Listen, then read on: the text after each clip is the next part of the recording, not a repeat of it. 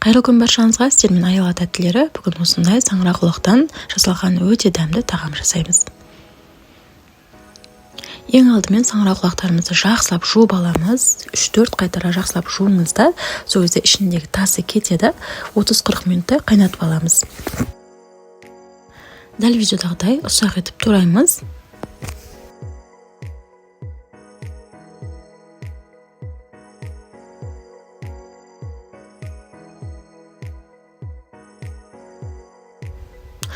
Майды молдау құйып, пиязымызды салып, жақсылап қуырып аламыз.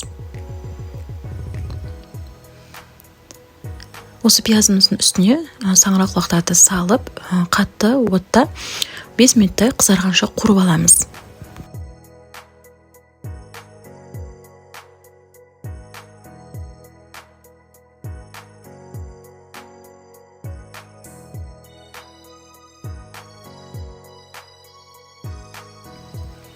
Біраз қасық томат салып,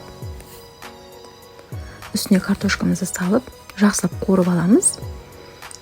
Дәміне қарай тұз, дәмдеуіштерімізді салып, жақсылап араластырып, бетін жауып, тағы да 10 минуттай, 15 минуттай пісіріп аламыз. Картошкамыз піскенше. Міне достар, біздің саңырауқұлақтан жасаған тамағымыз дайын болды. Өте дәмді, міндетті түрде жасап көріңіздер. Менің каналыма лайк басып, тіркелуді ұмытпаңыздар.